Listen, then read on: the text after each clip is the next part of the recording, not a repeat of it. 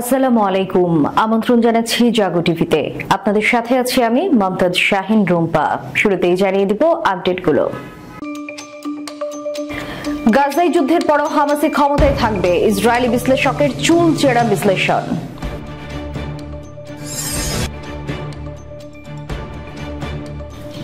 গাজায় যুদ্ধবিরতির মধ্যে পশ্চিম তীরে ইসরায়েলি বাহিনী অভিযান চালিয়ে ৮ ফিলিস্তিনিকে হত্যা। হেরে যাওয়ার লজ্জায় পদত্যাগ করলেন ইসরায়েলি সেনাপ্রধান হারজি হালেভি। ট্রাম্পের সঙ্গে আলোচনার জন্য প্রস্তুত হামাস। নিউ ইয়র্ক টাইমসকে দেওয়া সাক্ষাৎকারে ঊর্ধ্বতন কর্মকর্তা মুসা আবু মারজুক যা বললেন। যৌথভাবে অস্ত্র তৈরিতে পরমাণু শক্তিধর ২ মুসলিম দেশ পাকিস্তান এবং ইরানের চুক্তি।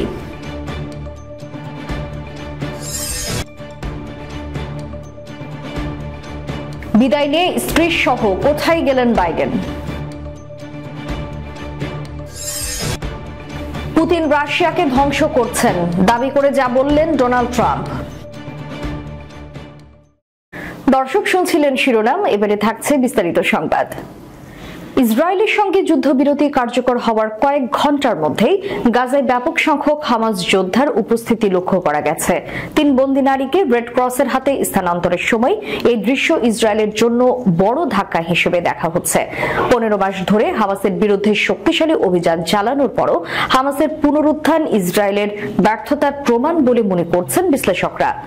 ইসরায়েলি বিশ্লেষক আভি ইশাচারভ বলেছেন, ১৫ মাস যুদ্ধের পরও হামাস গাজায় তার অবস্থান শক্ত রেখেছে।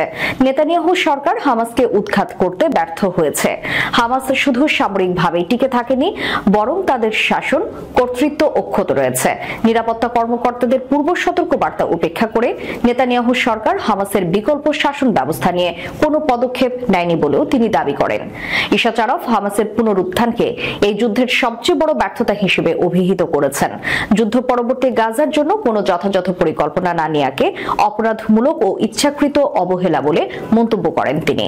ইসরায়েলের বেসরকারি সংস্থা হাবিনোয়েস্ট এর প্রধান ব্রিগেডিয়ার জেনারেল আমির আভিবি বলেছেন, ইসরায়েলি নিরাপত্তা কর্তৃপক্ষ শুধু হামাসের সামরিক শক্তি ধ্বংস এবং এর নেতাদের হত্যার দিকেই মনোনিবেশ করেছে।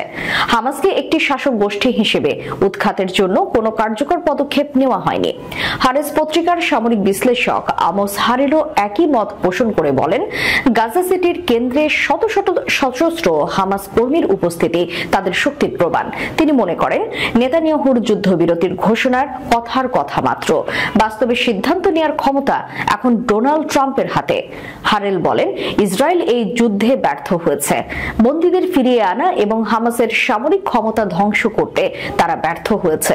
যুক্তরাষ্ট্রের পররাষ্ট্রমন্ত্রী অ্যান্টনি ব্লিংকেন বলেছিলেন, শুধু সামরিক অভিযানের মাধ্যমে হামাসকে পরাজিত করা যাবে না। হারেল মনে করেন, ইসরায়েলের প্রতিটি সামরিক অভিযানের পর হামাস পুনর্গঠিত হয়ে মাঠে নেমেছে। এটি একটি চিরস্থায়ী যুদ্ধের রেসিপি। গাজায় চলছে যুদ্ধবিরতি। অন্যদিকে পশ্চিম তীরের বিভিন্ন এলাকার বাড়িঘর, ব্যবসা প্রতিষ্ঠানে হামলা চালিয়েছে ইসরায়েলের অবৈধ বসতি স্থাপনকারীরা।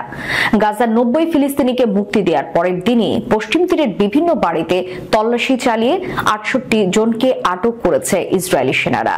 আল জাজিরার এক প্রতিবেদনে বলা হয়েছে, অধিকৃত পশ্চিম তীরের জেনিন শহরে ইসরায়েলি বাহিনীর একটি বড় অভিযান চালিয়ে ৮ ফিলিস্তিনিকে হত্যা করেছে এবং ৩৫ জন আহত হয়েছে। মঙ্গলবার ফিলিস্তিনের স্বাস্থ্য মন্ত্রণালয় এই তথ্য জানায়। নিহতদের পরিচয় তাৎক্ষণিকভাবে জানা যায়নি। ফিলিস্তিনি গণমাধ্যম জানায়, স্থানীয় সময় মঙ্গলবার সকালে কয়েকটি ড্রোন হামলার পর ইসরায়েলি সামরিক যানবাহন জেনিন ও এর শরণার্থী শিবিরে প্রবেশ করে। ফিলিস্তিনি কর্তৃপক্ষের নিরাপত্তা বাহিনীর একজন মুখপাত্র এক বিবৃতিতে জানিয়েছেন, ইসরায়েলি বাহিনী বেসামরিক নাগরিক এবং নিরাপত্তা বাহিনীর উপর গুলি চালিয়েছে, যার ফলে বেশ কয়েকজন বেসামরিক এবং নিরাপত্তা বাহিনীর কিছু সদস্য আহত হয়েছেন। তাদের মধ্যে একজনের অবস্থা আশঙ্কাজনক। জেনিনের গভর্নর কামাল আবু আল রুব বলেন, যা ঘটছে তা শিবিরে আক্রমণ। এটি খুব দ্রুত হয়েছে। আকাশে অ্যাপাচি হেলিকপ্টার এবং সর্বত্র ইসরায়েলি সামরিক যানবাহন। ফিলিস্তিনি সংবাদ সংস্থা ওয়াফা পশ্চিম তীরের জিনা সাফুট গ্রাম পরিষদ প্রধান জালাল বশিরের বরাত দিয়ে জানায়, কালকিলিয়ার পূর্বে জিনাফুস এবং ফান্ডুক গ্রামে বসতি স্থাপনকারীরা হামলা চালায়। হামলাকারীরা ফিলিস্তিনি বাড়িঘর, নার্সারি এবং কর্মশালায় আগুন দেয়। পুড়ে যায় কয়েকটি গাড়িও। ফিলিস্তিনি রেড ক্রিসেন্ট সোসাইটি আহতদের চিকিৎসা দেওয়ার বিষয়টি নিশ্চিত করেছে। এদিকে ব্যর্থতার দায় স্বীকার করে পদত্যাগপত্র জমা দিয়েছেন দখলদার ইসরায়েলের সেনাপ্রধান হারজি হালেভি। মঙ্গলবার দেশটির প্রতিরক্ষা মন্ত্রী ইসরায়েল কাটজের কাছে পদত্যাগপত্র জমা দেন তিনি। টাইমস অফ ইসরায়েলের এক প্রতিবেদনে জানা গেছে, 2023 সালের 7 অক্টোবর হামাসের হামলার ঘটনায় নিরাপত্তা ও গোয়েন্দা ব্যর্থতার দায় স্বীকার করে পদত্যাগের সিদ্ধান্ত নিয়েছেন হালেভি। তিনি আগামী 6 মার্চ পদত্যাগ করবেন। ইসরায়েলের প্রতিরক্ষা মন্ত্রীকে পাঠানো পদত্যাগপত্রে হালেভি লিখেছেন, 2023 সালের 7 অক্টোবর সকালে ইসরায়েলি প্রতিরক্ষা বাহিনী আমাদের নাগরিকদের নিরাপত্তা দিতে ব্যর্থ হয়েছে। এই ব্যর্থতা আমাকে আজীবন তাড়া করে বেড়াবে।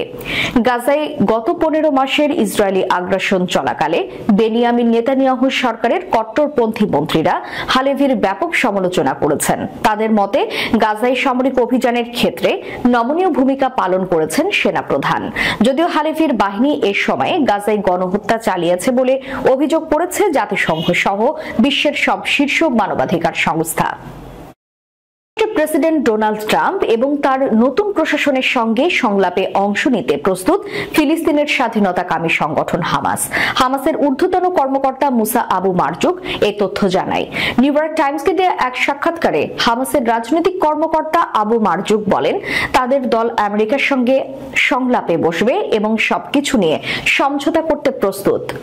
বর্তমানে কাতারে অবস্থান করা 74 বছর বয়সী আবু মারজুক ভার্জিনিয়ার সাবেক বাসিন্দা। হোয়াইট হাউসে নতুন প্রশাসনের দায়িত্ব গ্রহণের পরে তার এই বক্তব্য সামনে এলো। গাজা উপত্যকায় ইসরায়েল এবং হামাসের মধ্যে যুদ্ধবিরতি কার্যকর হওয়ার মাত্র একদিন পেরিয়েছে। তবে আবু মারজুকের কথাগুলো গাজার সশস্ত্র গোষ্ঠী হামাসের মধ্যে ব্যাপক ঐক্যমতের প্রতিফলন ঘটায় কিনা তা স্পষ্ট নয়। 1997 সাল থেকে হামাসকে সন্ত্রাসী সংগঠন হিসেবে চিহ্নিত করে আসছে যুক্তরাষ্ট্র। Abu Marzouk the New York টাইমসকে বলেন, গাজা উপত্যকায় ট্রাম্প প্রশাসনের একজন দূতকে স্বাগত জানাতে প্রস্তুত রয়েছে হামাস। তিনি বলেন, ট্রাম্প প্রশাসনের দূত ফিলিস্তিনের জনগণের সঙ্গে দেখা করে তাদের অনুভূতি এবং ইচ্ছা বোঝার চেষ্টা করতে পারেন, যাতে আমেরিকার অবস্থান শুধুমাত্র একটি পক্ষের নয়, সব পক্ষের স্বার্থের উপর ভিত্তি করে হতে পারে। আবু মারজুক গাজায় হামাস এবং ইসরায়েলের মধ্যে যুদ্ধবিরতি চুক্তি নিশ্চিত করতে সাহায্য করার জন্য ট্রাম্পের প্রশংসা করে আরো বলেন, যুদ্ধ বন্ধের জন্য প্রেসিডেন্ট ট্রাম্পের ব্যাপক আগ্রহ এবং তিনি একজন প্রতিনিধি না পাঠালে এই চুক্তি আলোর মুখ দেখত না। সোমবার যুক্তরাষ্ট্রের প্রেসিডেন্ট হিসেবে দ্বিতীয় মেয়াদে দায়িত্ব নিয়েছেন ডোনাল্ড ট্রাম্প। শপথের পর তিনি কিছু নির্বাহী আদেশে সই করার সময় গাজায় যুদ্ধবিরতি চুক্তি নিয়ে তিনি বলেন, ইসরায়েল এবং হামাসের মধ্যে রোববার শুরু হওয়া যুদ্ধবিরতি নিয়ে এখনো তিনি খুব একটা আত্মবিশ্বাসী নন। ট্রাম্প বলেন, এটি আমাদের যুদ্ধ নয়, এটি তাদের যুদ্ধ। কিন্তু আমি আত্মবিশ্বাসী নই, তবে আমার মনে হয় তাদের শক্তি অনেক কমে গেছে। যৌথভাবে অস্ত্র তৈরিতে সম্মত হয়েছে পরমাণু শক্তিধর দুই মুসলিম দেশ পাকিস্তান এবং ইরান। সোমবার পাকিস্তানের রাজধানী ইসলামাবাদে সেনাপ্রধান আসিম মুনিরের সঙ্গে ইরানের সশস্ত্র বাহিনীর প্রধান staff major general Mohammad Hossain Bagheri সাক্ষাৎকালে এই প্রস্তুতির কথা জানান। মঙ্গলবার মেহের নিউজ এজেন্সির প্রতিবেদনে এই তথ্য জানানো হয়েছে। ইরানের সশস্ত্র বাহিনীর প্রধান জানান, সামরিক সরঞ্জাম উৎপাদনে পাকিস্তানের সঙ্গে কাজ করতে চান তারা। প্রতিরক্ষা সরঞ্জামের যৌথ উৎপাদনে সহযোগিতা করতে প্রস্তুত ইরান। বৈঠকে অভিন্ন সীমান্তে সন্ত্রাসী গোষ্ঠীর বিরুদ্ধে লড়াইয়ে দুই প্রতিবেশীর মধ্যে সমন্বয় এবং কৌশল বিনিময়ের প্রয়োজনীয়তার উপর জোর দেন বাকেরি। এই সময় তিনি সন্ত্রাসী গোষ্ঠী জায়েস আল আদলের বিরুদ্ধে পাকিস্তানের সংকল্পের প্রশংসা করেন। এছাড়া সমন্বিত আত্মসীমান্ত টহল এবং যৌথ মহড়ার প্রয়োজনীয়তার উপর জোর দেন ইরানের জেনারেল। ইরানের জেনারেল বলেন, মুসলিম বিশ্বের বিশেষত ইরান, পাকিস্তান, তুরস্ক এবং সৌদি আরবের নেতাদের ঘনিষ্ঠ অভিন্নতা আঞ্চলিক দেশগুলোর স্বার্থে কাজ করবে। এ সময় তিনি আফগানিস্তানের শান্তি এবং স্থিতিশীলতা নিশ্চিত করতে প্রয়োজনীয় পদক্ষেপের উপর জোর দেন। সেনাপ্রধান ছাড়াও এদিন তিনি পাকিস্তানের প্রেসিডেন্ট আসিফ আলী জারদারির সঙ্গে বৈঠক করেন ইরানের সশস্ত্র বাহিনীর প্রধান। পাকিস্তানের সেনাপ্রধানের আমন্ত্রণে ইসলামাবাদ সফরে আসা ইরানের প্রতিনিধি দলের নেতৃত্ব দিচ্ছেন তিনি। ৪৭তম মার্কিন প্রেসিডেন্ট হিসেবে শপথ নিয়েছেন ডোনাল্ড ট্রাম্প। তার শপথের মাধ্যমে জো বাইডেনের শাসন আমলের সমাপ্তি হয়েছে। নিজের উত্তরসূরি এসে যাওয়াই স্ত্রী জিল বাইডেনকে সঙ্গে নিয়ে হেলিকপ্টারে করে ক্যাপিটাল হিল ছেড়েছেন তিনি। সংবাদ মাধ্যম এনবিসি নিউ ইয়র্কের প্রতিবেদনে এই তথ্য জানানো হয়েছে। প্রতিবেদনে বলা হয়েছে, ৪ বছর দায়িত্ব পালনের পর সোমবার ক্যাপিটাল থেকে বিদায় নেন বাইডেন। ট্রাম্পের শপথের পর তিনি হেলিকপ্টারে করে বিদায় নিয়েছেন। এনবিসি নিউ ইয়র্ক জানিয়েছে, হেলিকপ্টারে করে প্রথমে ম্যারিল্যান্ডের জয়েন্ট বেস অ্যান্ড্রুজ সামরিক ঘাঁটিতে যান বাইডেন। সেখান থেকে একটি বিশেষ বিমানে তার ক্যালিফোর্নিয়ার বারবারা কাউন্টির সান্তা ওয়াইনেজে পৌঁছানোর কথা রয়েছে। এলাকাটিতে দ্বিতীয় স্ত্রীর সঙ্গে কয়েকদিন ব্যক্তিগত সময় কাটাবেন বাইডেন। প্রতিবেদনে বলা হয়, সান্তা ওয়াইনেজের একটি ব্যক্তিগত বাড়িতে বাইডেন দম্পতি অবস্থান করবেন। তবে তাদের পরিকল্পনায় পরিবর্তন আসতে পারে বলে জানিয়েছেন প্রশাসনিক কর্মকর্তারা। তাদের ভবিষ্যৎ পরিকল্পনা এখনো স্পষ্ট নয়।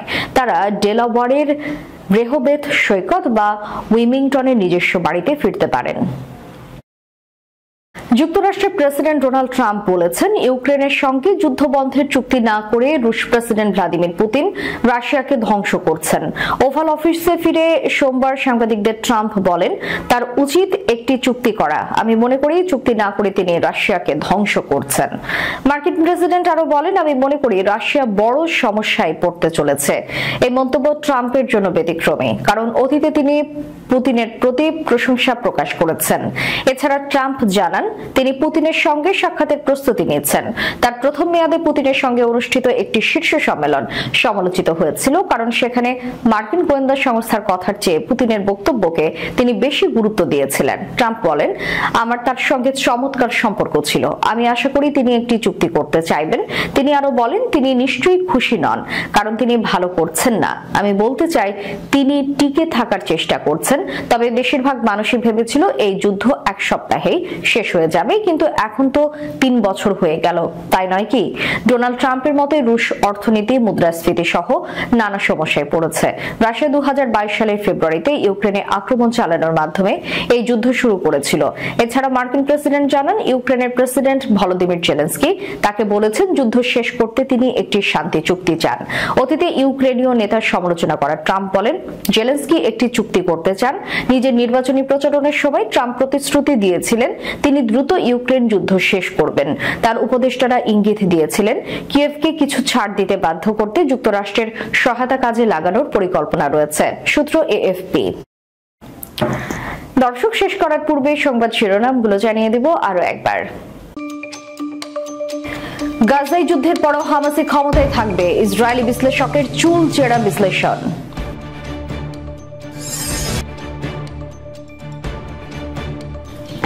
গাজায় যুদ্ধবিরতির মধ্যে পশ্চিম তীরে ইসরায়েলি বাহিনী অভিযান চালিয়ে 8 ফিলিস্তিনিকে হত্যা। হেরে যাওয়ার লজ্জায় পদত্যাগ করলেন ইসরায়েলি সেনাপ্রধান হারজি হালেভি। ট্রাম্পের সঙ্গে আলোচনার জন্য প্রস্তুত হামাস। নিউ ইয়র্ক টাইমসকে দেওয়া সাক্ষাৎকারে ঊর্ধ্বতন কর্মকর্তা মুসা আবু মারজুক যা বললেন।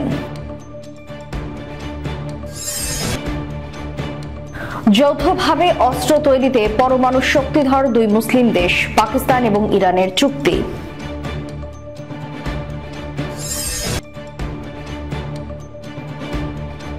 বিদায় নিয়ে স্ত্রীর সহ কোথায় গেলেন বাইডেন? পুতিন রাশিয়াকে ধ্বংস করছেন দাবি করে যা বললেন ডোনাল্ড ট্রাম্প। এতক্ষণ আমাদের সাথে থাকার জন্য ধন্যবাদ। আল্লাহ হাফেজ।